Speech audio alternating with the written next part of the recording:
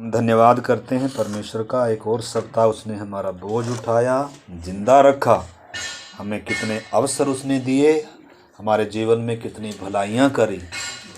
इस करके आज परमेश्वर ने जब हमें सप्ताह का पहला दिन दिया तो हम कितना धन्यवाद के साथ उसके चरणों में आ सकते हैं और उसको वो आदर, वो महिमा, वो आराधना, वो स्थान उसको दे सकते हैं जिसके वो क्या है, योग्य है। इसलिए टूटे हृदयों के साथ समझ कर हम क्या करना है, इन्हीं दिनों आत्मा की भरपूरी पाना है। हमने आत्मा और सच्चाई से आराधना करनी है, खाली गीत भजन गाकर आराधना नहीं, परंतु आत्मा की भरपूरी। यीशु ने कहा समय आता है, वरन अब भी है, जिसमें सच्चे भगत पिता की आराधना आत्मा और सच्चाई से करेंगे, क्योंकि परमेश्वर आत्मा है और अवश्य है, अनिवार्य है कि उसकी आराधना करने वाले भी आत्मा और सच्चाई से उसकी क्या करें, आराधना। तो इन दिनों जिन्होंने उद्धार नहीं पाया, अपने उद्धार के लिए चिंता करें। जिन्होंने पवित्र आत्मा की भरपूरी नहीं पाई, वो अपने पवित्र आत्मा से भरपूर जीवन होने के लिए चिंता करें। खाने की चिंता ना करें, घर की चिंता ना करें, काम की चिंता ना करें, रोटी कपड़ा मकान की चिंता ना करें। ये शरीर के लिए तात्कालिक थोड़े समय के लिए, जिसने इतना बहुमूल्य उद्धार दिया है, अपना प्रिय इकलौता पुत्र भी रख नहीं छोड़ा, क्या वो हमें ये चीजें नहीं दे सकता? प्रभु ने कहा अन्य जातियों के नाई ना बनो, अन्य जातियों की तरह ना, क्योंकि अन्य जातियों की खोज क्या है, कल क्या खाएंगे, कहाँ रहेंगे, क्या पहनेंगे। ये मतलब अन्य जातियों की चिंता है भौतिक चिंता, शरीर की चिंता, परिवार की चिंता, समाज की चिंता, संसार की चिंता। लेकिन एक विश्वासी को चिंता क्या रहती है?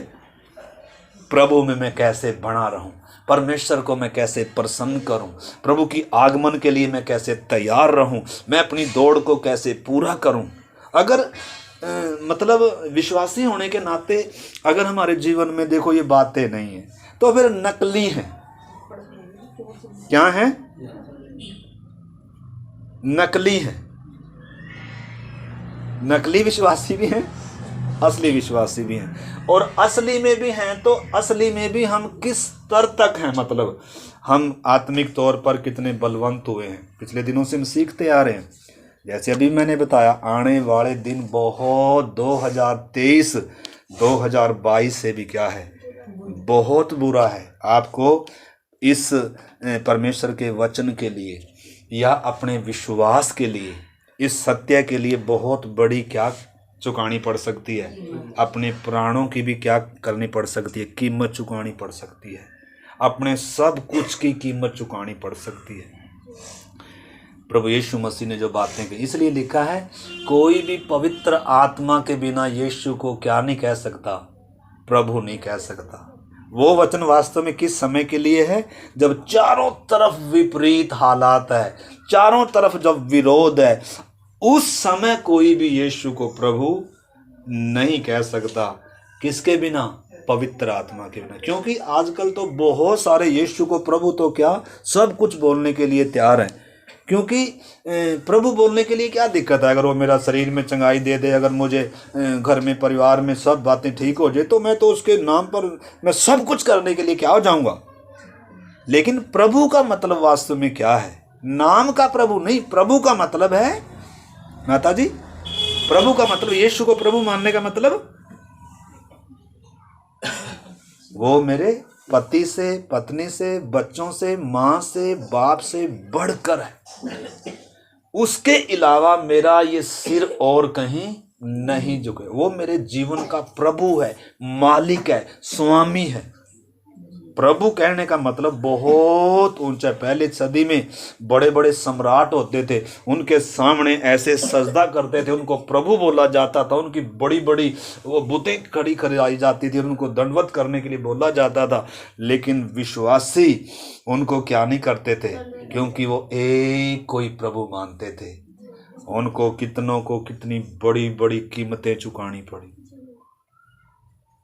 पहली सदी में कितने विश्वासियों ने भारी कीमत चुकाई है इस विश्वास के कारण, इस सत्य के कारण, यीशु के कारण। वो मारे मारे फिरे, उनके घर छीन लिए गए, उनके बच्चों को मार दिया गया। मतलब इतिहास गवाह है, जाति के लिए नहीं, धर्म के लिए। जाति धर्म के लिए भी दुनिया मरती है। हम किसी को देखो, सब धर्म एक समान है। क्या है? सब धर्म एक समान है। हम सब धर्मों का आदर करते हैं, ठीक है ना। धर्म सब अच्छे हैं, परंतु हम बात कर रहे हैं इंसान की और परमेश्वर के संबंध की बात कर रहे हैं, ठीक है ना। ये धर्म से अलग बात है। तो इस करके मेरे प्यारे भाई बहनों, हमने इन बातों को समझना होगा। आज सब के लिए वचन है, प्रार्थनाओं के साथ सुने। जो नहीं आए वो भी प्रार्थनाओं के साथ सुने। मसीह जीवन क्या है कर कर अभी हम जो गीत गा रहे थे, अभी हमने जो गीत गाया था, मैं इसको एक्सप्लेन करता हूँ। तो 204 गीत नंबर गाया था हमने। मैंने ना जानी गहराई समुंदर की, और लहरों की कोई क्या नहीं करी परवाह नहीं की। उतरा मैं समुंदर की गहराई में, तेरी आवाज़ सुनकर प्रभुवर। देखो, ये एक विश्वासी के अंदर का समर्पण है। ये एक विश्वासी का प्रभु के लिए प्रेम है। ये एक विश्वासी का प्रभु के लिए क्या है? वो आज्ञाकारिता। उसकी आवाज़ सुनकर मैं किधर? समुंदर की गहराई में उतरना है। अगर डर लगता है तो उतर पाएगा? अगर प्रभु पर भरोसा नहीं है, विश्वास नहीं है, तो चल पाएंगे? अनहोना है, हो नहीं सकता।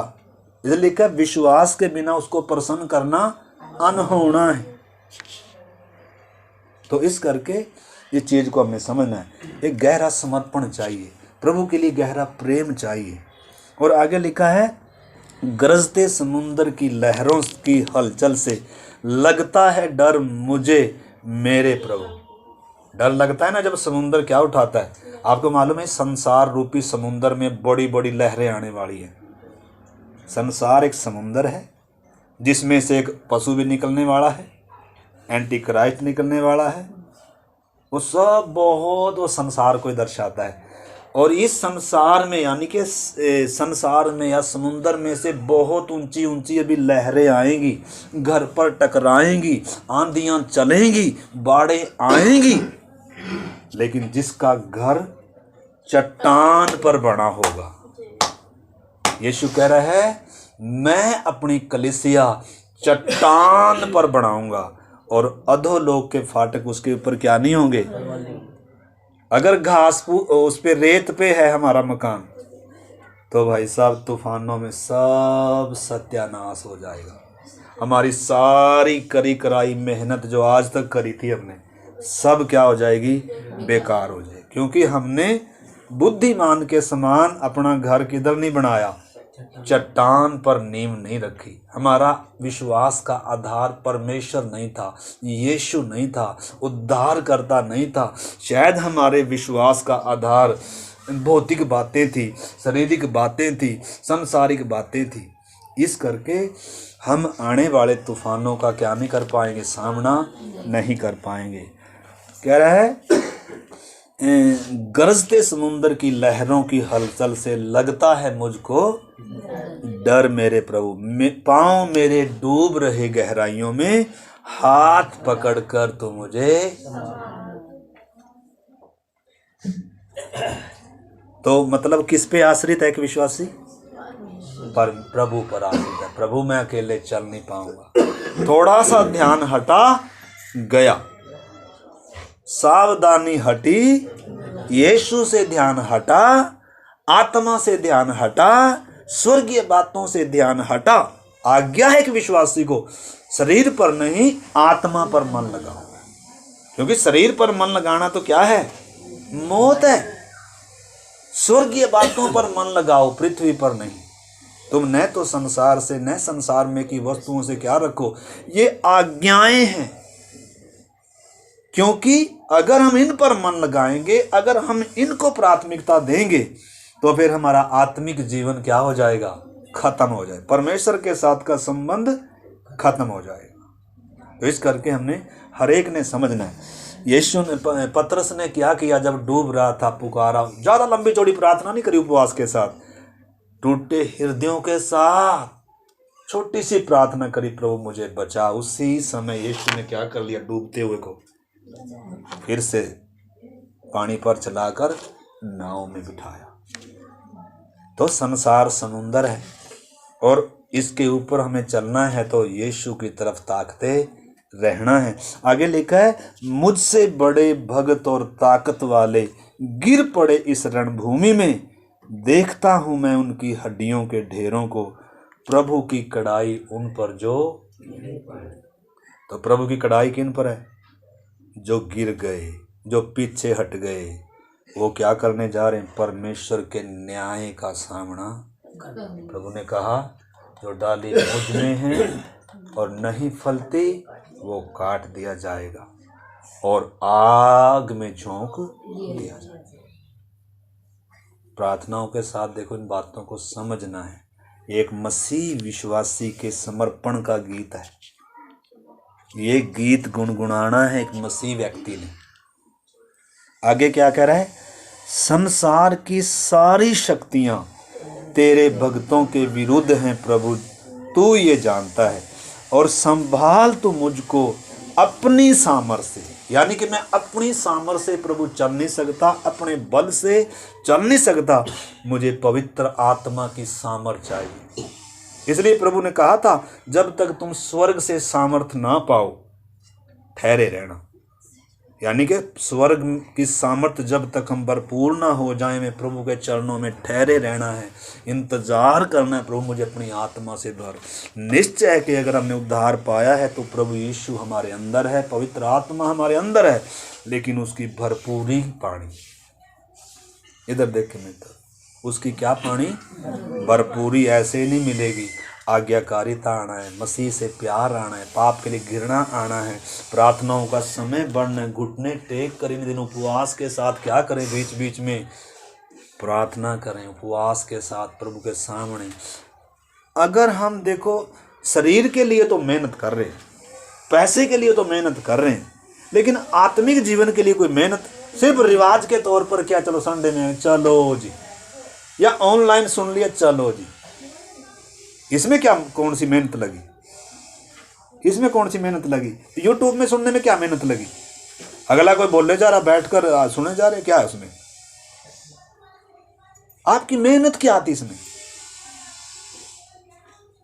तो आत्मिक जीवन के लिए, पवित्र आत्मा की भरपूरी के लिए, परमेश्वर को प्रसन्नदायक जीवन जीने के लिए हमें क्या करनी है? जितना मेहनत हम क्या करते हैं और चीज़ों के लिए करते हैं, उतना मेहनत हमें पवित्र आत्मा से भरपूर होने के लिए, परमेश्वर को प्रसन्नदायक जीवन के लिए। अगर मेहनत, अगर सुस्त और लापरवाह, परमेश्वर के वचन में साफ लिखा है, परमेश्वर के राज्य पर जोर होता है। मत्ती अगर 11 अध्याय पढ़ेंगे, 12 वचन में लिखा है, 11-12 में लिखा है, यूहन्ना बपतिस्मा दाता के दिनों से स्वर्ग के राज्य पर जोर होता आया है और बलवान उसे क्या कर लेते हैं? मतलब अगर बलवान नहीं है, आप बलवंत नहीं है, तो आप स्वर्ग के राज्य को के वारिस नहीं हो सकते। माता जी, कलीसिया में आ सकते हैं, स्वर्ग में नहीं जा सकते। कलीसिया में आने में कोई कीमत, क्या कीमत लगती है? लेकिन मसीह में आने में कीमत लगेगी, स्वर्ग में जाने में क्या लगेगी? कीमत लगेगी। बोलो यीशु मसीह के लहू की जय। बोले भैया जी, ये तो बातें बहुत दिनों से बता रहे हो, कुछ नहीं बताओ। चलो नहीं भी बताएंगे। तो एक स्टांजा हो रहा है, इधर लिखा है, संभाल तू मुझको अपनी सामर्थ से स्वर्ग सयोन में पहुंचने तक। और आगे लिखा है, जंग के मैदान से क्यों हट जाऊं मैं?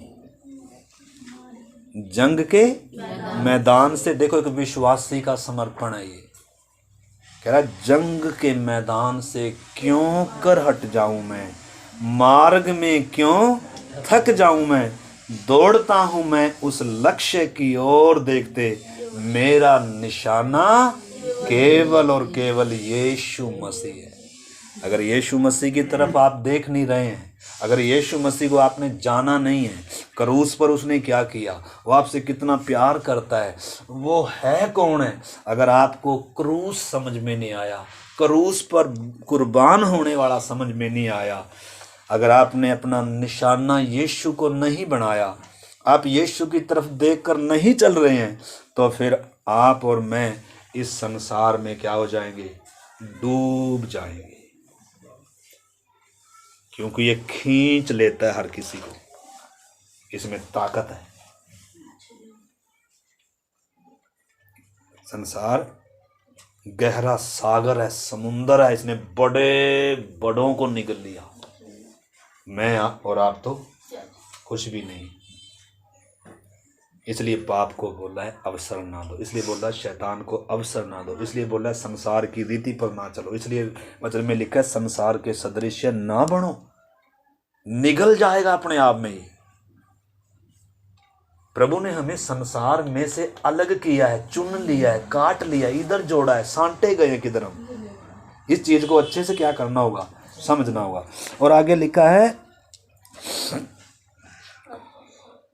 अर्पण करता हूं मैं जो कुछ है मेरा प्रभु यीशु तेरी वेदी पर, तेरी सेवा करना यही तमन्ना मेरी जीवन की मेरे, यही देखो, ये है एक विश्वासी का लक्ष्य। अगर आपने और मैंने ये लक्ष्य निर्धारित नहीं किया है तो हम मंजिल पर जाएंगे, क्योंकि हमने अभी तक जहां जाना है जो हमारा निशाना होना चाहिए, अगर हमने वो निशाना निर्धारित ही नहीं किया तो हम जाएंगे। मैंने कई बार बताया, मान लो दिल्ली जाना है, दिल्ली जाने के लिए ट्रेनें चलती हैं या बसें चलती हैं, चलती हैं कि नहीं चलती हैं? तो दिल्ली जाने के लिए ट्रेन चल रही है, तो अगर हम भी ये देखें, ये लोग ट्रेन में बैठे हैं, ये लोग बस में सफर कर रहे हैं, चलो हम भी बस में सफर करते हैं, चलो हम भी ट्रेन में बैठते हैं। बस में या ट्रेन में बैठना है आपका लक्ष्य है भाई। शायद बस तो कहीं और ले जाए, ट्रेन तो शायद कहीं बॉम्बे की तरफ ले जाए, तो ट्रेन में बैठना नहीं है लक्ष्य, बल्कि दिल्ली जाना है लक्ष्य। तो उसी प्रकार बपतिस्मा ले लेना, इधर आ जाना लक्ष्य नहीं है। संगति में आना, वचन पढ़ना, प्रार्थना करना, ये नहीं है लक्ष्य। हाँ, ये लक्ष्य के पार्ट हैं, ये सिर्फ क्या है, ये बातें जरूरी हैं, परंतु लक्ष्य ये नहीं। लक्ष्य मेरा क्या है, मेरा परमेश्वर के साथ वो प्रेम, वो संबंध, मैंने मसीह के समान बनना है, मैंने मसीह के कद तक आना है। इसलिए संगति है, इसलिए वचन है, इसलिए पवित्र आत्मा की भरपूरी है। अगर मेरा लक्ष्य वो नहीं है तो ये सारा कुछ व्यर्थ है, इसका कोई फायदा नहीं होगा। तो कितनों को है हमारे सामने लक्ष्य है, हमारे सामने, अगर अभी तक लक्ष्य निर्धारित नहीं किया तो इन दिनों मेरे भाइयों क्या करें, अपने लक्ष्य को क्या करें, निर्धारित करें। तो आइए हम अपने विषय में जाएंगे। परमेश्वर के वचन से हम सीख रहे थे कि मसीह होने का मतलब क्या है, या क्या है मसीह जीवन, क्योंकि ज़्यादातर को मतलब क्या नहीं होता है, हमें जल्दी से एहसास नहीं होता है, नए विश्वासी भी हैं, पुराने भी हैं। तो मसीह होने का मतलब क्या है? मसीह होने का मतलब ये नहीं हमने बपतिस्मा ले लिया, अब संगति में आते हैं, वचन पढ़ते हैं, अच्छी बात है अगर ये करते हैं, परंतु ये मसीह होने का मतलब है, देखा, जो मसीह में है वे नई सृष्टि है। मसीह में होने का मतलब है नई सृष्टि होना, मन का नया हो जाना, मार्ग का नया हो जाना, वस्त्र नया मिल जाना और एक नई सोच बदल जाना। अब पहले मेरा जीने का लक्ष्य कुछ और था, अब मुझे एक नया लक्ष्य मिल गया। यानी कि मसीह जीवन का मतलब क्या है? क्या है? नई सृष्टि। अगर आप नई सृष्टि नहीं है तो आप मसीह में नहीं है। हो सकता है बपतिस्मा लिया है, लेकिन जो वास्तव में इस मसीह में सच्ची दाखलता में है वो क्या है?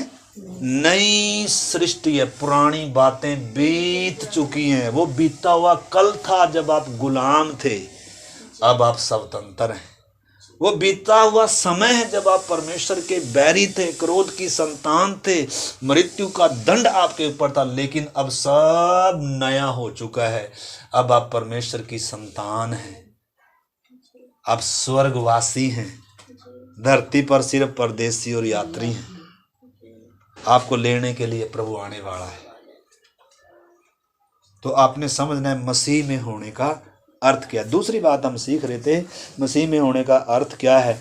अब एक सच्चे चरवाहे के पीछे मैं चलने लगा, संसार को छोड़कर मैं प्रभु के पीछे चलने लगा। वो मेरा चरवाहा है और मैं उसकी क्या हूँ, भेड़ हूँ।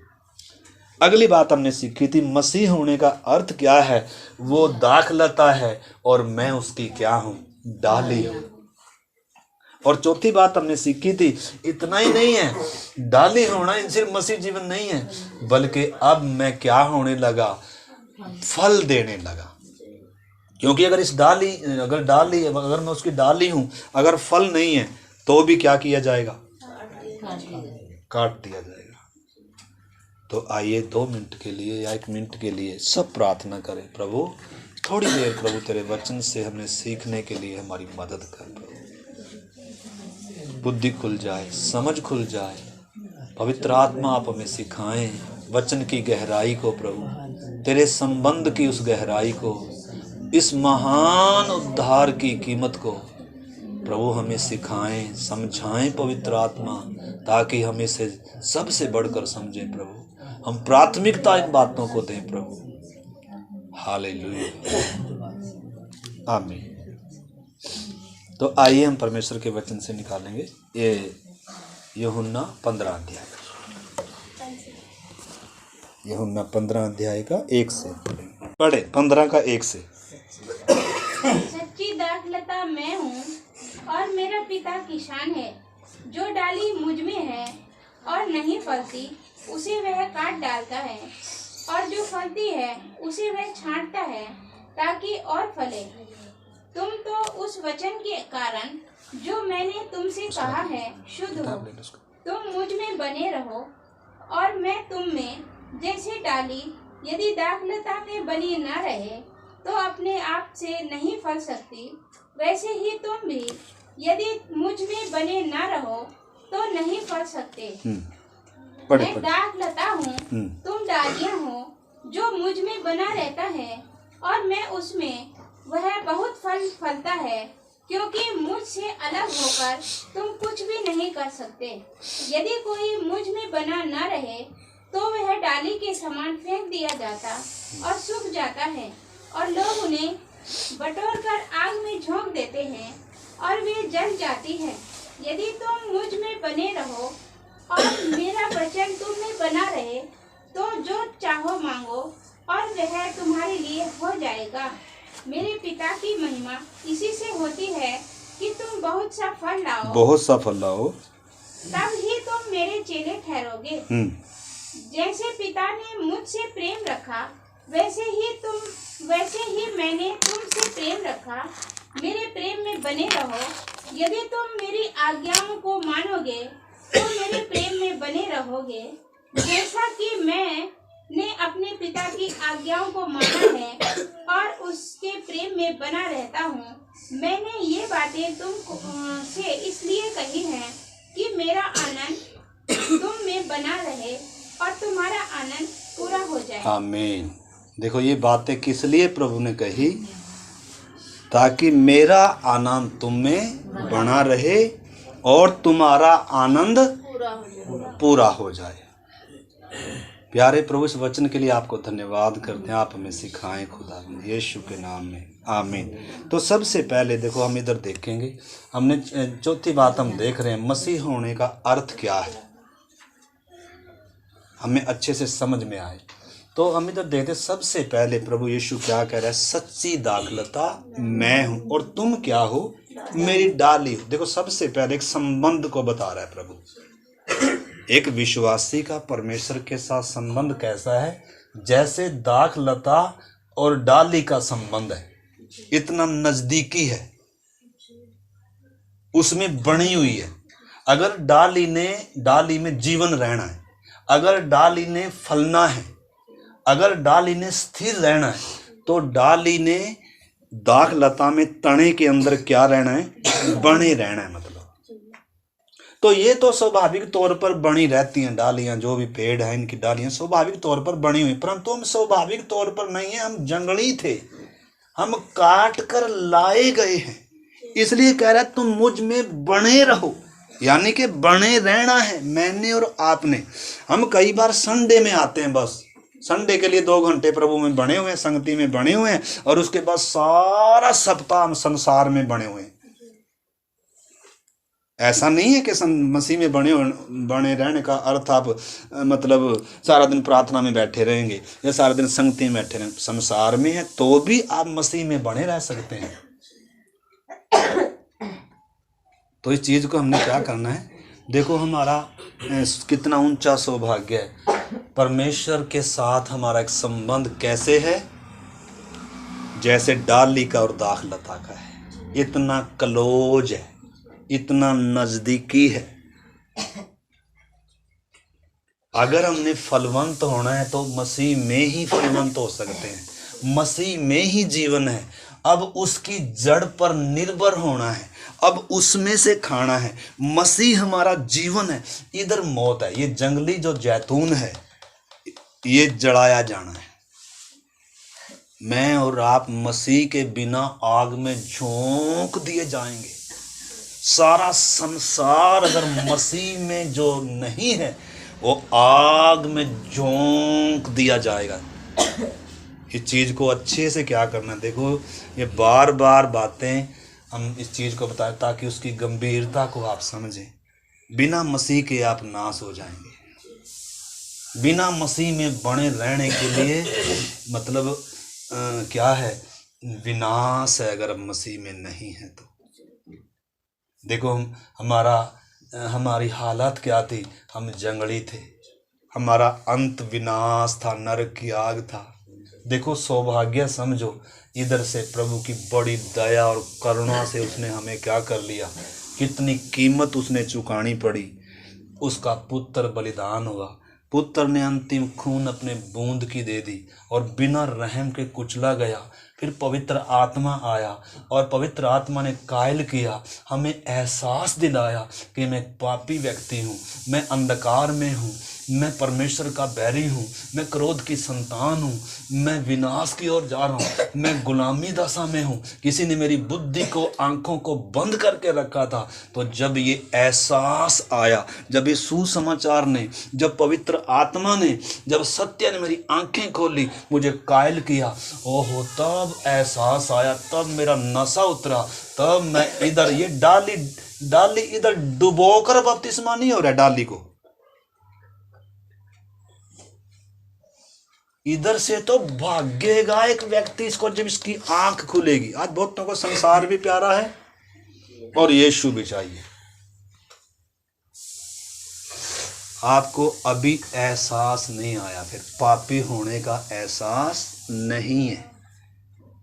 पवित्र आत्मा ने जब कायल किया ना पापी व्यक्ति को, वो इधर रह नहीं सकता, इस जंगली में रह नहीं सकता, सदोम और अमोरा में रह नहीं सकता।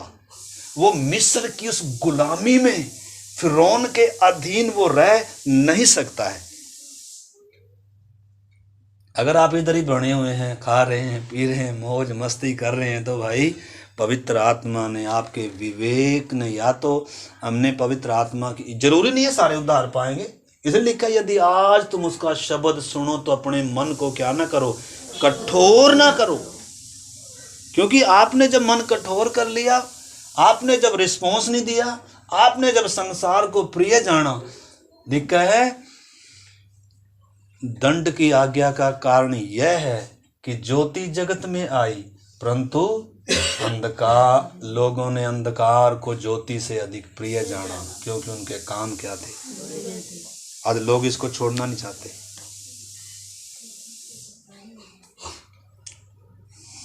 इससे प्यार है, इससे प्यार मौत की ओर जा रहे हैं, विनाश की। तो दो पेड़ है इधर, एक जंगली पेड़ है, एक उत्तम जलपाई है। तो मसीह होने का मतलब क्या है? आप इसमें हैं, सांटे गए हैं। और अभी जो हम सीखेंगे, आज जो चौथी बात जो हम सीख रहे हैं कि सिर्फ मसीह में आ गया काफ़ी नहीं है, बल्कि अब ये डाली क्या होने लगी? फलने लगी, फल देने लगी। क्योंकि जिसका उदाहरण लिया गया ना दाखलता का, दाखलता किसके काम आती है? फल देने के काम आती है। अंगूर की बेल का उदाहरण लिया गया। तो अगर अंगूर की बेल अगर अंगूर ना दे तो उसका कोई फर्नीचर बनेगा? भाई जिस चीज के लिए बेल बनी है, अगर वो ये फल ना दे तो फिर तो क्या है? जब फल देना बंद हो जाएगी तो आग में झोंक दी जाती है। उसका अंत है जलाया जाना। इस करके हमने इन चीजों को अच्छे से क्या करना होगा? समझना होगा। तो सबसे पहले फल क्या है एक विश्वासी का? देखो इब्रानियों की पत्री आप निकालो जल्दी से, 13 अध्याय और इब्रानियों की पत्री 13 अध्याय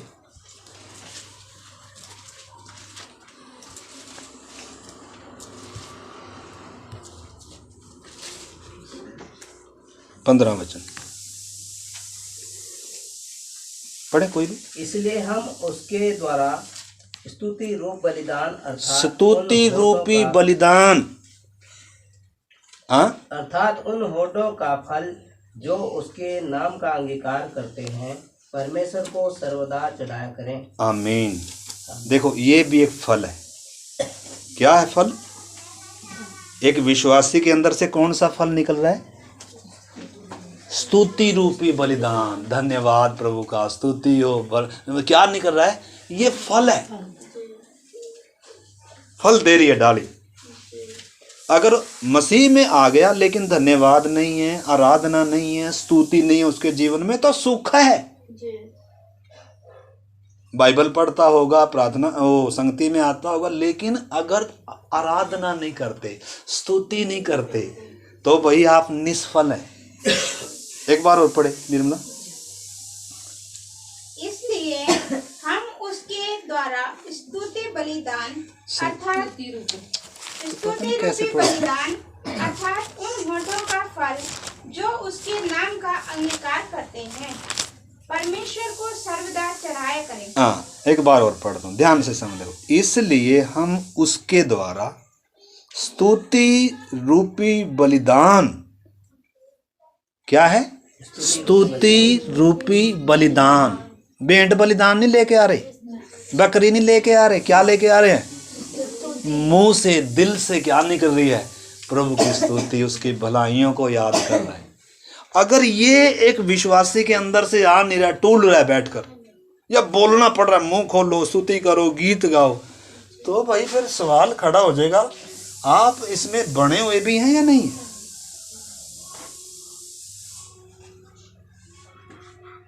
डाली को फलने के लिए मसीह में बने होना अति जरूरी है। अपने आप फलेगी। जो मसीह में है वो अपने आप फलेगी। डाली को अपने आप से कुछ प्रयास करने की जरूरत नहीं है, क्योंकि उधर से खाना खा रही है। उसके अंदर क्या आ रहा है? जड़ से भोजन आ रहा है, तने में से भोजन आ रहा है, रस आ रहा है उसमें। इसलिए उसका धन्यवाद स्तुति रूपी बलिदान लिखा है। अर्थात उन होठों का फल जो उसके नाम का अंगीकार करते हैं परमेश्वर को सर्वदा चढ़ाया करें। तो कितनों के अंदर ये फल है? दुख में भी, तकलीफ में भी नहीं। जब सुख है, जब तो प्रभु आपका धन्यवाद हो, हालेलुया। लेकिन थोड़ी सी समस्या आ जाए तो चलो जी उस समय धन्यवाद ही नहीं है प्रभु को। ना प्रभु सुख के लिए धन्यवाद करेंगे, दुख के लिए क्यों धन्यवाद करेंगे? समस्या के लिए क्यों? क्या हम दुख के लिए भी धन्यवाद करेंगे? दर्द के लिए भी धन्यवाद करेंगे? या विपरीत हालातों में भी प्रभु का धन्यवाद करेंगे क्या? तो ये फल है हम में कि नहीं है? हम किसके बारे में देख रहे हैं? डाली ने फलना है भाई। देखो परमेश्वर ने इतनी बड़ी कीमत देकर इधर लगाया, इतना बड़ा ऊंचा गिफ्ट दिया आपको। परमेश्वर ने ये सोच कर कि ये जिसके जीवन में दुख था, निराश था, ये गुलाम था, इसको न केवल छुटकारा दिया, इसको वो आनंद दिया, इसको अपनी शांति दी, ताकि ये हर समय दुख में भी सुख में भी क्या रहे। जैसे वो हबक्कूक कहता है, चाहे मेरे अंजीर के वृक्षों में क्या ना लगे। देखो मसीह जीवन का पूरा क्या दे रखा उसमें, क्योंकि चाहे अंजीर के वृक्षों में आंटी जी क्या ना लगे, दाखलताओं में, खेतों में अन्न ना हो। मतलब जब क्या हो, सारा कुछ क्या हो गया, खराब है, बिगड़ गया, विपरीत है, तब भी क्या निकल रहा है। तो ये देखो, ये है मसीह जीवन। मसीह जीवन वो नहीं है कि जब चारों तरफ ठीक ठाक है, चल तो गीत गाएंगे, हालेलुया करेंगे, लेकिन जब थोड़ी सी समस्या आई तो बैठकर क्या करें, रो रहे हैं समस्या के लिए, दुखी हो रहे हैं, बुड़बुड़ा रहे हैं, उस पर उंगली उठा रहे, उस पर दोष लगा रहे, इसने ये कर दिया, उसने ये कर दिया। भाई ये मसीह जीवन नहीं है। मसीह जीवन क्या है? हर समय क्या करता है, प्रभु का धन्यवाद करता है। प्रभु दुख के लिए भी, इस बात के लिए भी तेरा धन्यवाद, ये मेरे लाभ के लिए है प्रभु, ये मेरी आत्मिक उन्नति के लिए है प्रभु, तेरा धन्यवाद हो कि मैं तेरे नाम के कारण प्रभु इतना कुछ तो सहने के योग्य तूने मुझे समझा प्रभु, इसलिए मैं तेरा क्या करता हूँ। तो एक तो ये भी फल है भाई। और देखो इसमें और भी है कुछ बातें हैं, आपने उन चीज़ को क्या करना है, समझना है। और आप यूहन्ना 3-4 अध्याय और उसका 39 वचन पढ़ेंगे। यूहन्ना 4 का 39 से पढ़ेंगे। यूहन्ना 4 अध्याय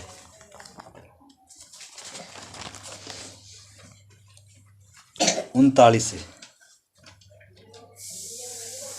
उस नगर के बहुत से सामरियों ने उस स्त्री के कहने से यीशु पर विश्वास किया, क्योंकि उसने यह गवाही दी थी, उसने सब कुछ जो मैंने किया मुझे बता दिया है।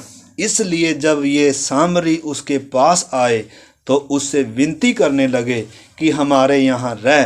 अतः वह वहाँ 2 दिन और रहा। उसके वचन के कारण और भी बहुत से लोगों ने विश्वास किया और उस स्त्री से कहा, अब हम तेरे कहने ही से विश्वास नहीं करते, क्योंकि हमने आप ही सुन लिया है और जानते हैं कि यही सचमुच में जगत का उद्धार करता है। मतलब कौन सा फल आ रहा है विश्वासी में, डाली में है? कौन सा फल आ रहा है? आत्माओं को जीत कर लेकर आ रहा है। एक विश्वासी डाली के तौर पर फल रहा है, क्या सबूत है?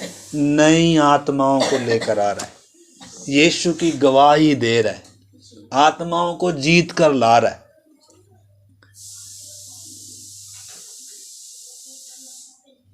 हम ला रहे हैं कि आए हुए को भगा रहे हैं? है हमारी बातों से, कामों से, विचारों से। बोलो यीशु मसीह के लहू की जय। गलत तो नहीं आगे सुभाष भाई, गलत तो नहीं आगे, कहीं सही जगह पर भी आए, कहीं और तो नहीं जाना चाहिए था जहाँ मनोकामना सारी क्या हो जाए। मुझे विश्वास है आप ऐसे नहीं है, लेकिन बहुत सारे लोगों को ये बातें क्या नहीं लगती अच्छी। कानों की खुजली के लिए उपदेशक हैं बहुत सारे, लेकिन ये बातें क्या नहीं है। मतलब अगर हम फलेंगे नहीं तो पक्का है क्या कर दिए जाएंगे। कहीं ना कहीं कमी है, अगर हम फल नहीं ला रहे, कहीं ना कहीं मेरे और परमेश्वर के संबंध में कहीं ना कहीं क्या है, कमी है। तो फलना है, आना सिर्फ नहीं है, फल देना है। फल देने के लिए लगाए गए हैं। और फल क्या है? स्तुति रूपी बलिदान हम सर्वदा चढ़ाएं और क्या करें? नए लोगों को भी किसके पास ले आए। देखो सामरी स्त्री पापिन स्त्री थी, लेकिन यीशु मसीह की गवाही दे रही है जाकर। क्या बता रही है? मुझे चंगा कर दिया कर नहीं। आज बहुत सारे यीशु के पास लोगों को ले आते हैं, किस लिए? अरे पता है यीशु मसीह के पास आओ तो तुम्हें चंगा करेगा प्रभु, और सारे आगे क्या गवाही दे रहे हैं? हम क्या दे रहे हैं? हम भी तो ही देते हैं। हमारी गवाही क्या है संसार के लोगों के सामने? क्या ये कहेंगे कि मैं अंधा था, मेरी आंखें बंद थी, मेरी बुद्धि बंद थी, मैं एक पापी व्यक्ति था, लेकिन यीशु मसीह ने मेरे सारे जीवन को मुझ पर प्रकट किया है और उसने मुझे उद्धार दिया है। वो ही सच्चा उद्धार करता है, वो ही मार्ग है, वो ही सत्य है, वो ही जीवन है। क्या ये गवाही देते हैं हम अपने रिश्तेदारों को, पड़ोसियों को? बताते हैं ऐसे यीशु के बारे में? कौन से यीशु के बारे में बताते हैं लोगों को? यीशु चंगा करेगा, बीमार ठीक हो जाएगा, ये हो जाएगा, दुख समस्या चली जाएगी। इसलिए बेचारे सब आ जाते हैं, क्योंकि सबको चाहिए। सब दुखी हैं किसी न किसी प्रकार से, उनको बहका दिया, सब आकर बैठे हैं, बपतिस्मा भी ले लेंगे।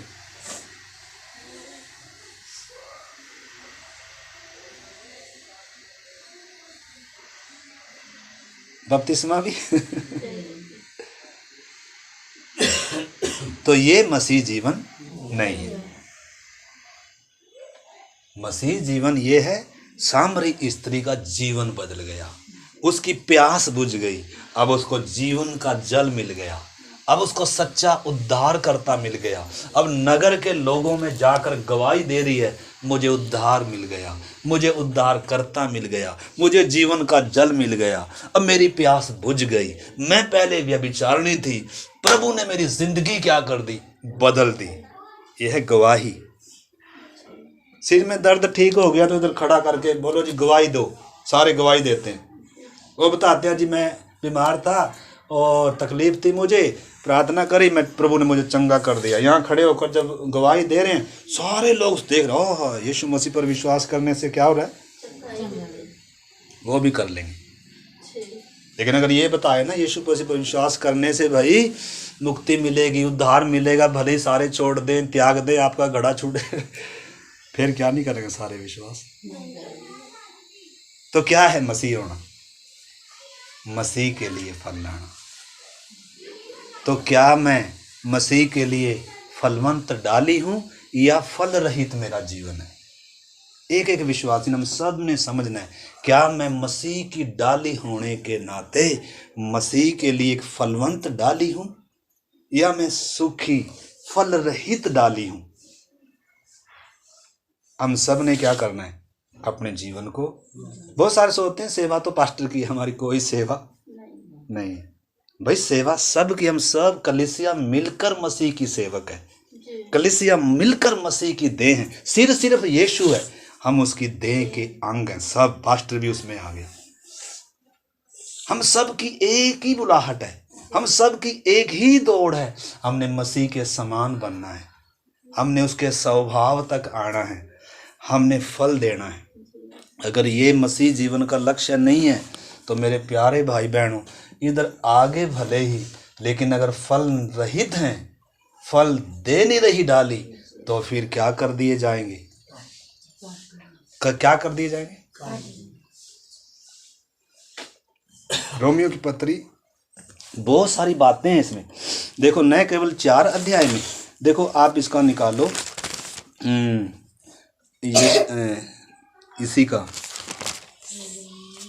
यूहन्ना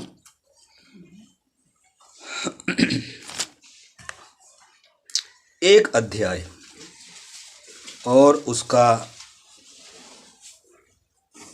40 पढ़ें, 40, 41, 42 वचन पढ़ें। उन दोनों में से जो यूहन्ना की बात सुनकर यीशु के पीछे हो लिए थे, एक शमौन पतरस का भाई अंद्रियास था। उसने पहले अपने सगे भाई शमौन से मिलकर उससे कहा, हमको ख्रिस्त अर्थात मसीह मिल गया। देखो इधर भी शमौन पतरस और अंद्रियास 2 भाई थे। क्या करते थे? दोनों मछुए थे, मछली पकड़ते थे। अंद्रियास को कौन मिल गया? कौन मिल गया? मसीह मिल गया। तो सबसे पहले जाकर इसने किसको बताया? अपने सगे भाई को बता रहा है। अगर आपको उद्धार मिल गया ना, आप सारे सगे संबंधियों को ले आओगे, क्योंकि उद्धार बहुत जरूरी है, हर एक की जरूरत है। उद्धार के बिना नाश हो जाएंगे। अगर आपको उद्धार मिल गया ना, सबसे पहले किसका प्रयास करेंगे? मेरी माँ कैसे बचे, मेरा बाप कैसा बचे, मेरे बच्चे कैसे बचे। दुनिया का कुछ कबाड़ मिले ना मिले, लेकिन इनको उद्धार मिले, इनका परमेश्वर के साथ क्या हो जाए, संबंध हो जाए, नाश होने से क्या हो जाए, बच जाएं। इसलिए अंद्रयास को जैसे ही उद्धारकर्ता मिला, जैसे ही मसीह मिला, तो सबसे पहले दौड़कर किधर गया? अपने भाई के पास गया। कह रहा मुझे कौन मिल गया? मसीह मिल गया। आगे, वह उसे यीशु के पास लाया। वह उसे यीशु के पास लाया। यीशु ने बस जी बहन जी, क्या हम किसी को यीशु के पास लाए? हमें वचन बताना हो तो बोलने पास्टर जी हम वचन बताना, और आप नहीं बताओगे। हर किसी ने गवाह बनना है। देखो इनको, जैसे इनको पास्टर बनने के बाद गवाही लेकर आ रहे, पास्टर बनने के बाद जैसे ही मसीह मिल गया, वैसे ही सामरी स्त्री नगर के लोगों को मसीह के पास ले आई। कैसे लाई होगी? वैसे बोल दिया जाकर, आना होता आके देख लो ना। कैसे क्या किया होगा उसने अपने बदले हुए जीवन को दिखाया होगा। एक ने मेरा जीवन बदल दिया, उसकी चंद बातों ने मेरे जीवन को बदल दिया, मेरी प्यास बुझ गई। इसलिए वो घड़ा लेकर नहीं जा रही, अब पहले के समान काम नहीं कर रही। अभी वो बदला हुआ जीवन उद्धार की क्या है? अगर हमारा माता जी बदला हुआ जीवन हमारे परिवार के देखेंगे नहीं, तो कोई आएगा यीशु के पास? कोई नहीं आएगा। तो उद्धार का मतलब आपका जीवन बदल गया, आपको मसीह मिल गया, आपको उद्धारकर्ता मिल गया, शांति का राजकुमार मिल गया, आपको छुड़ाने वाला, नाश करने से बचाने वाला मिल गया। अब तो मैं भी बच गया, अब मैं इसको भी बचाऊंगा, उसको भी बचाऊंगा, मेरे परिवार को बताऊंगा, मैं प्रार्थना कराऊंगा, मैं प्रयास करूंगा, प्रभु मेरे परिवार पर भी दया कर। आप कोशिश करेंगे तो ये सबूत है कि आप मसीह में क्या ला रहे हैं? फल ला रहे हैं। इतना ही नहीं, आगे पढ़ो। हाँ, वह उसे यीशु के पास लाया। यीशु ने उस पर दृष्टि करके कहा, तू यूहन्ना का पुत्र शमौन है, तू कैफा अर्थात पतरस कहलाएगा। देखो यीशु के पास जब लाया, और यीशु क्या कह रहा है? आते ही कह रहा है तू क्या है? योना का पुत्र, और तू क्या कहलाएगा? पतरस अर्थात पतरस कहलाएगा। आपने समझ, जिसको मसीह मिल जाता है ना, जिसको मुक्ति मिल जाती है ना, जिसको उद्धार मिल जाता है ना, वो अपने परिवार के लोगों को भी किसके पास लाता है? क्योंकि यही जीवन है, यही उद्धार करता है, इसी में सुरक्षा है, इसी का इंतजार था, यही सबको चाहिए जगत में, यही इसी की सबको क्या है? जरूरत है। और कोई मार्ग नहीं है, और कोई सत्य नहीं। जब एक व्यक्ति की आंखें खुली, बुद्धि खुली, समझ खुली, वो कोशिश करता है, वो प्रयास करता है, मैं सबको, अपने परिवार अजीजों सबको इस मसीह को दे दूं, इस मसीह के पास ले आऊं, वो प्रयास करता है। तो क्या हमारे अंदर वो फल है? हमने अपने जीवनों को जांचना है मेरे भाइयों। तो इधर प्रभु ने पतरस को क्या कह रहा है कि तू क्या कहलाएगा, और इसके आगे देखो, थोड़ा सा और आगे बढ़ो। दूसरे दिन हाँ, यीशु ने गलील को जाना चाहा। वह फिलिपुस से मिला और कहा, मेरे पीछे हो ले। फिलिपुस अंद्रियास और पतरस के नगर बेतसैदा का निवासी था। फिलिपुस नतनएल से मिला और उससे कहा, जिसका वर्णन मूसा ने व्यवस्था में और भविष्यद्वक्ताओं ने किया है, वह हमको मिल गया। देखो फिलिपुस भी क्या कर रहा है? फिलिपुस भी किसको जाकर बता रहा है? नतनएल को जाकर बता रहा है कि जिसका वर्णन मूसा ने, नबियों ने, व्यवस्था में जिसका विवरण है, जिसका इंतजार पूरी मानव जाति को था, जो एक उद्धारकर्ता आने वाला था, जो स्त्री का वंश आने वाला था, वो हमको क्या हो गया? मिल गया। चंगा करने वाला नहीं, आशीष देने वाला नहीं। आज हमारी गवाही क्या है? यीशु के पास विश्वास कर लो, तुम्हारी सारी समस्या सॉल्व हो जाएंगी। ये झूठ है। समस्या सॉल्व होंगी क्या? तो क्या गवाही देना है? इसलिए प्रभु ने कहा जब तुम पवित्र आत्मा पाओगे तब तुम मेरे क्या होगे। यानी कि पवित्र आत्मा किसके विषय में गवाही दिलाता है? मसीह के बारे में। तो इस करके मेरे प्यारे भाई बहनों, हमने अपने जीवन को जांचना है। देखो जो भी यीशु को मिल रहा है, जो भी यीशु से मिला, यीशु को पहचान लिया, वो ही व्यक्ति क्या कर रहा है? अपने सगे को, अपने नज़दीक वाले को यीशु के पास लेकर आ रहा है कि मुझे क्या मिल गया? मुझे उद्धारकर्ता मिल गया, मुझे मसीह मिल गया, मुझे सच्चा परमेश्वर मिल गया। हमें भी क्या करना है? मसीह में फल लाना है। सब ने मसीह का गवाह बनना है। सब ने मसीह के बारे में लोगों को क्या करना है? बताना है।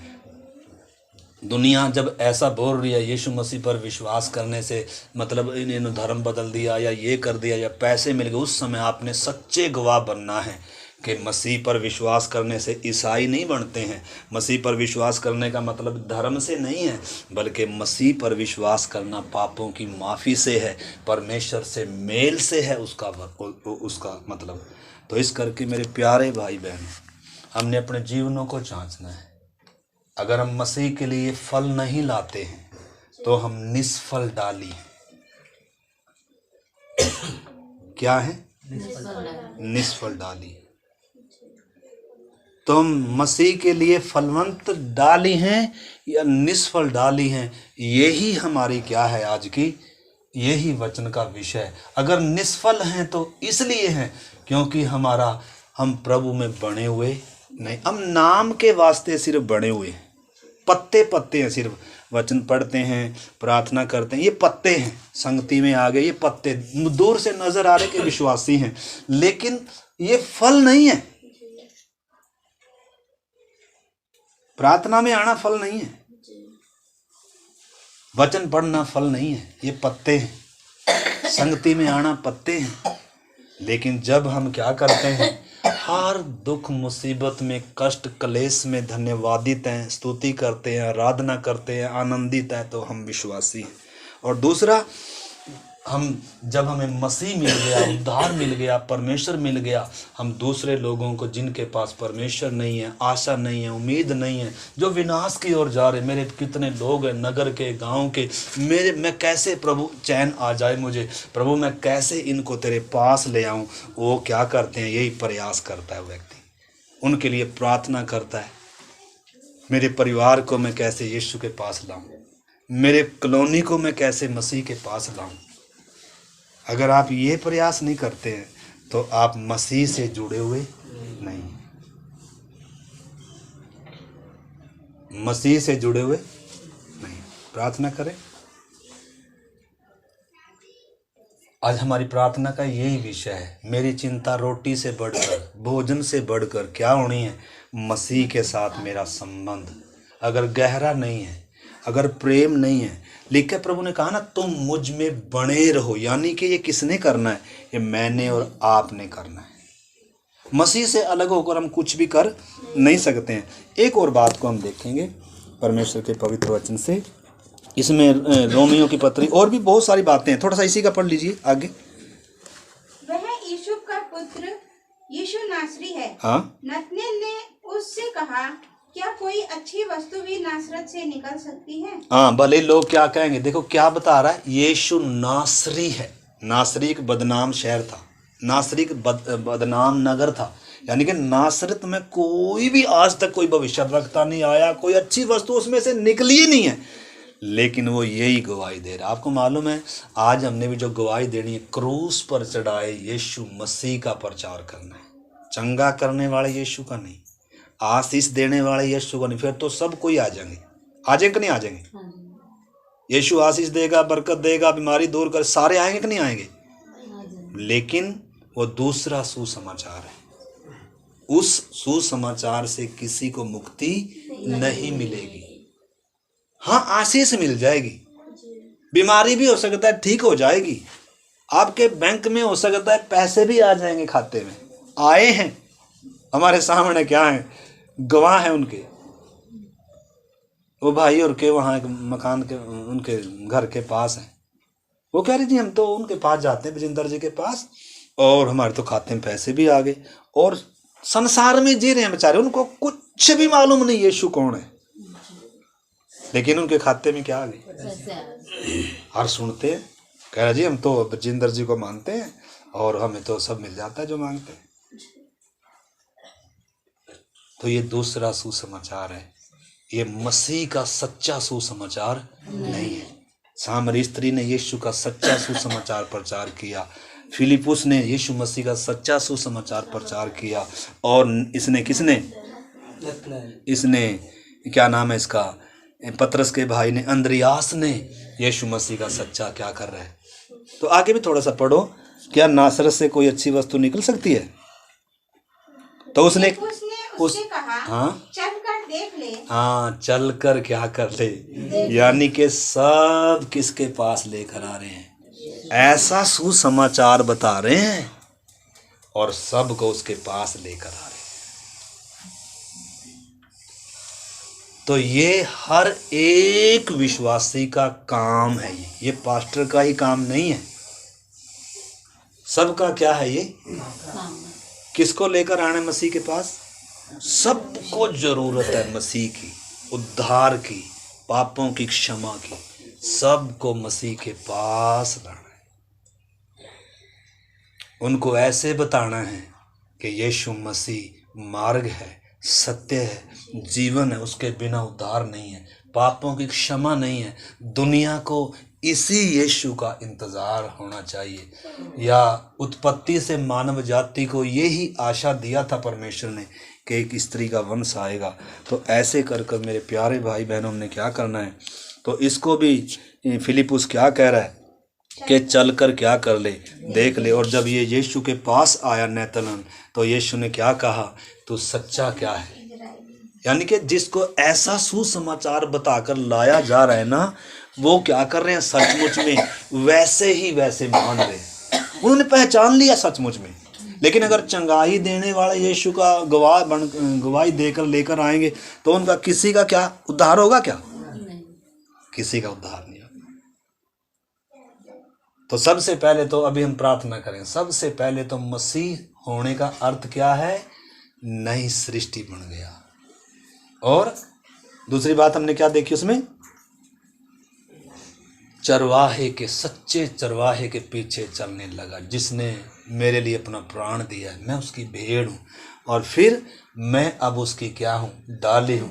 और डाली ही सिर्फ नहीं, चौथी बात क्या है, मैं अब मसीह के लिए क्या करने लगा, फल लाने लगा, मसीह के लिए फल लाने लगा। तो ये मेरे भाइयों और बहनों, हम सब ने क्या करना है, ऐसा जीवन, फलवंत जीवन परमेश्वर हम प्रत्येक से चाहता है। कोई भी हम कोई पेड़ लगाते हैं या खेत में कुछ भी फसल बोते हैं, तो क्या कोई भी किसान ऐसे लगाता है कि बस वैसे बो दिया।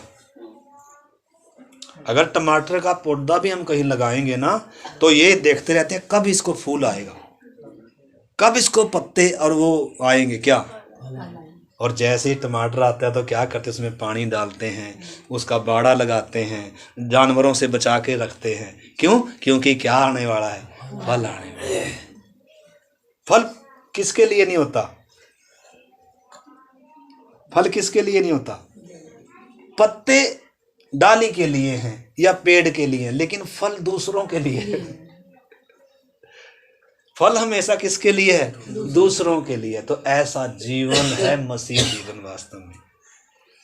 अगर आपके जीवन का ये टारगेट नहीं है कि मैंने मसीह के लिए फल लाना है, मैंने मसीह के लिए जीना है, तो मेरे प्यारे भाई बहनों, हमारी सोच में फिर कहीं ना कहीं क्या है, अंतर है। इसमें बहुत सारी बातें। रोमी 1:13 भी पढ़ी जल्दी से, रोमी 1:13, 1:13।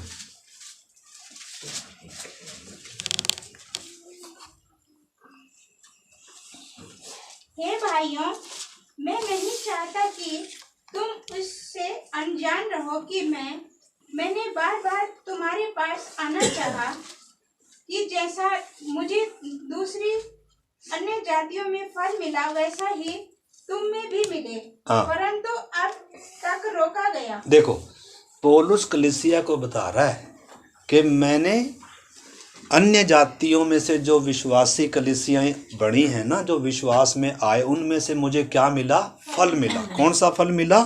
उन्होंने बहुत सारे औरों को भी मसीह में ले आए, यानी कि आत्माओं का फल है। ये किसका फल है? ये किसने देना है फल? डाली का काम है। ये हर विश्वासी का काम है आत्माओं को जीतना। यीशु मसीह ही उद्धार करता है लोगों को, सगे संबंधियों को, गांव कॉलोनी के लोगों को बताना। ये सिर्फ पास्टर का काम नहीं है। गवाह बनना मसीह का, सामरी स्त्री की तरह, फिलिपुस की तरह, इसकी तरह, अंद्रियास की तरह। और इधर जब कलीसिया में पौलुस कह रहा है कि मैंने उन कलीसियों में क्या पाया?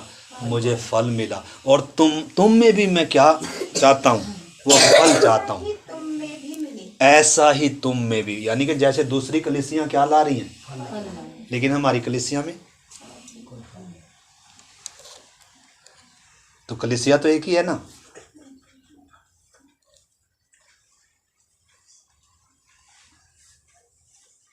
हमारी कलीसिया में भी जैसे इधर पौलुस कह रहा है, मतलब उन मंडलियों में जो अन्य जातियों में से आई मुझे फल मिला, और ऐसे ही तुम में भी क्या हो? फल मिले। फल का विषय इधर 16 का 5 भी पढ़ो, देखो जल्दी खत्म करेंगे। 16 का 5, रोमियो 16 का 5।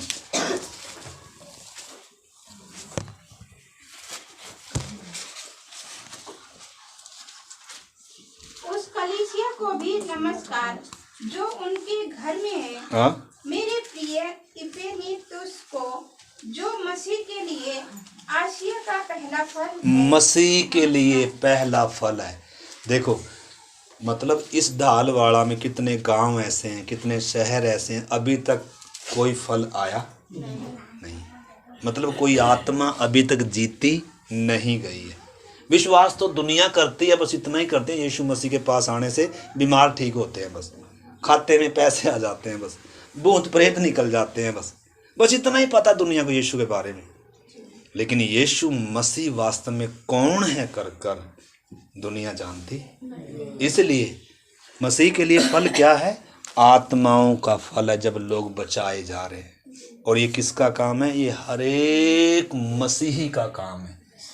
वो फल लेकर आ रहा है, ये मसीह के लिए फल लेकर आ रहा है। तो इस करके एक फल और का बात कर फिर हम अगली बार इसमें देखेंगे। फिर हम डाली में और कुछ बातें, कटाई अलग है, छंटाई अलग है, और फल की बातें अलग है। तो फिलहाल मैं देख रहा हूँ कि जो देख रहे हैं कि आत्मिक फल क्या क्या होता है। हमने देख लिया पहला आत्मिक फल क्या देखा हमने? स्तुति रूपी बलिदान। ये फल आ रही है, डाली क्या ले रही है? कुछ फल क्या आता है? तुरंत आता है। कुछ फल आने के लिए पहले फूल आता है, फिर उसमें वो बनती है, गांठ बनती है, और फिर धीरे धीरे फूल आता है। तो अलग अलग प्रकार के क्या हैं? फल हैं। तो अभी एक फल और के बारे में देखें, फिलिपियों की पत्री 4 का 17 वचन।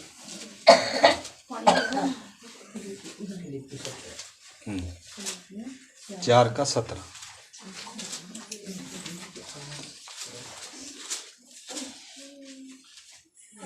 हाँ। यह नहीं कि मैं दान चाहता हूँ, परंतु मैं ऐसा फल चाहता हूँ जो तुम्हारे लाभ के लिए बढ़ता जाए। हाँ, तो यहाँ परमेश्वर का दास पौलुस क्या कह रहा है? क्या कह रहा है? यह नहीं कि मैं मेरी तरफ, पौलुस कलीसिया को, विश्वासियों को कह रहा है, यह नहीं है कि मैं दान चाहता हूँ, दान नहीं चाहता, परंतु ऐसा फल चाहता हूँ जो तुम्हारे लाभ के लिए हो। मतलब ये कौन सा फल है? प्रेम का फल है। एक स्तुति रूपी बलिदान का फल है, एक आत्माओं का फल है, और ये कौन सा फल है? ये भी क्या है? एक बलिदान है। ये भी क्या है? एक फल है। बलिदान रूपी प्रेम का फल है। मतलब आप क्या चढ़ा रहे हो? क्या चढ़ा रहे हो? बलिदान, प्रेम का बलिदान। परमेश्वर को हमारा दान नहीं चाहिए, ये दान नहीं है। मैं परमेश्वर को प्रेम रूपी, बलिदान रूपी प्रेम का फल क्या कर रहा हूं। तो पौलुस इस चीज को क्लियर कर रहा है, भाई दान का परमेश्वर भूखा नहीं है और मुझे भी तुम्हारा दान नहीं चाहिए, परंतु मैं ये बात इसलिए बता रहा हूं क्योंकि ये तुम्हारे लाभ के लिए है, तुम्हारे फायदे के लिए है। जब आप प्रभु को ये बलिदान, आपको मालूम है कई प्रकार का बलिदान है, लिखा है। एक तो हमने देखा स्तुति रूपी बलिदान है, और रोमियो 12:1 में लिखा है तुम अपने शरीरों को भी जीवित, पवित्र और परमेश्वर को भावता हुआ बलिदान चढ़ाओ। एक वो भी बलिदान है, और एक क्या भी बलिदान है, क्या भी बलिदान है जो एक विश्वासी क्या करता है, सबसे पहले परमेश्वर को अर्पण करता है। सबसे पहले अपना, जैसे इजरायलियों का था, वो अपना पहलौठा लाते थे, अपनी फसल का क्या लाते थे। तो इधर हालांकि इस वचन को लेकर बहुतों ने क्या कर लिया, इसमें एक वो बना लिया अपने स्वार्थों की पूर्ति के लिए, परंतु वास्तव में पौलुस इधर जिक्र कर रहा है कि तुम्हारे अंदर भी ये फल होना है, कि तुमने क्या करना है, ये परमेश्वर को क्या है, बलिदान। देखो एक बार और पढ़ेंगे 17 में। यह नहीं कि मैं दान चाहता हूँ, परंतु मैं ऐसा फल चाहता हूँ जो तुम्हारी लाभ के लिए बढ़ता जाए। हाँ आगे। मेरे पास सब कुछ है, वरन बहुतायत से भी है। जो वस्तुएं तुमने इपफ्रोदितुस के हाथ से भेजी थी, उन्हें पाकर मैं तृप्त हो गया। वह तो सुखदायक सुगंध ग्रहण करने योग्य बलिदान है। देखो, यानी कि कुछ भेंट विश्वासियों ने भेजा है उधर, और वो उसको कैसे जोड़ रही है, सुखदायी सुगंध है परमेश्वर के सामने। यानी कि परमेश्वर के जब मंदिर में आते थे, कई प्रकार के बलिदान थे, कई प्रकार के बलिदान थे। तुम कोई और बलिदान तो लेकर नहीं आ रहे, यीशु मसीह हमारे लिए बलिदान हो गया, लेकिन अब हम भी क्या कर रहे हैं, अपनी देह को भी पवित्र जीवित भावता बलिदान कर रहे हैं। और भी बहुत सारे बलिदान, धन्यवाद स्तुति रूपी बलिदान भी है, कई धन्यवाद स्तुति रूपी बलिदान है। ना तो आत्माओं का फल है, ना और कोई फल है। तो इस करके इधर जो पौलुस उनके आत्मिक उन्नति हो जाए कर कर बता रहा है कि तुम में भी ऐसा होना, ये परमेश्वर को भाता है। ये आप किसी पास्टर को नहीं दे रहे, ये किसी आप उसको नहीं दे रहे, किसी उस संस्था को या किसी, ये मजबूरी से नहीं है, बल्कि ये क्या है, सुखदायी सुगंध है परमेश्वर के सामने। इस करके एक विश्वासी में ये फल भी होना अति जरूरी है। अगर ये फल नहीं है तो फल नहीं दे रहे। तो ऐसे कर कर जब हम देखें तो बहुत, इसमें बहुत सारा विषय, मैं ज़्यादा इसमें नहीं जाऊंगा। तो इसमें थोड़ा सा अगली आयत भी पढ़ लीजिए बहन जी। मेरा परमेश्वर भी अपने उस धन के अनुसार, मेरा परमेश्वर भी अपने उस धन के अनुसार जो महिमा सहित यीशु मसीह में है, हाँ, तुम्हारी हर एक घटी को पूरा क्या करेगा जी, पूरा करेगा। आमीन। देख लो, जब आपने परमेश्वर को क्या किया है, ऊंचा किया है, आदर दिया है, सौभाग्य समझ कर दिया है, भेंट बलिदान, प्रेम बलिदान। देखो ना, मरियम ने क्या किया, अपने बहुमूल्य 300 दिनार का बहुमूल्य इत्र, हम तो होते तो कभी नहीं करते, बैंक में डालते बेचकर। लेकिन मरियम ने क्या किया, पांवों पर क्या कर दिया, ऊन ढेल दिया। इस चीज को हमने क्या करना है, समझना। देखो, परमेश्वर को ये भाता है, ये ग्रहण योग्य बलिदान है। जब आप परमेश्वर को इस तरीके का फल दे रहे हैं, बलिदान रूपी प्रेम का फल है ये, ये अपने प्रेम को आप प्रकट कर रहे हो कि मुझे सबसे पहले प्रभु को प्रेम है, मैं सबसे पहले अपने परमेश्वर को स्थान देता हूँ, मैं सबसे अच्छा अपने परमेश्वर को देता हूँ, मैं अपने पहलौठे को परमेश्वर को देता हूँ, मैं अपने प्रिय को, देखो प्रिय चीज़ें हैं ये। हम बहुत बार क्या करते हैं, परमेश्वर देता है सारी प्रिय चीज़ अपनी बना लेते हैं, तो फालतू है वो परमेश्वर। जो बचे कुचेगा वो किसका, वो किसका, अगर बचेगा तो किसका अगर नहीं बचेगा तो। इसलिए इधर लिखा है परमेश्वर तुम्हारी हर घटी को क्या करेगा, पूरा करेगा। बहुतों की घटियां क्या ही नहीं होती पूरी, वो ऐसे ही रहते हैं चले, वो कभी ऐसे। तो इस करके मेरे प्यारे भाई बहनों, हमने क्या करना इन बातों को। और एक आत्मा का फल क्या, ये आपके सामने लगा हुआ है, आत्मा का फल। आत्मा का फल का मतलब है आत्मा जीतने का फल नहीं, बल्कि प्रेम, आनंद, नम्रता, संयम, विश्वास, भलाई, कितनी बातें हैं। देखो ये भी एक आत्मा का फल है। एक डाली क्या करने लगी, मसीह का स्वभाव दिखाने लगी। संसार को मसीह चाहिए, संसार में मसीह को प्रकट करना है, संसार में मसीह ने ऊंचा होना है, और मैंने भी मसीह के स्वरूप समानता में होना है। परमेश्वर की इच्छा है कि मुझ में मसीह का रूप बन जाए, मैं मसीह के डील डोल तक आ जाऊं, मेरा स्वभाव भी मसीह की तरह हो जाए, मेरे अंदर से भी वो प्रेम, विश्वास। देखो गलातियों की पत्री, और उसका पढ़ ले फिर प्रार्थना करें। 22 वचन 5 का 22, गलातियों की पत्री 5 का 22।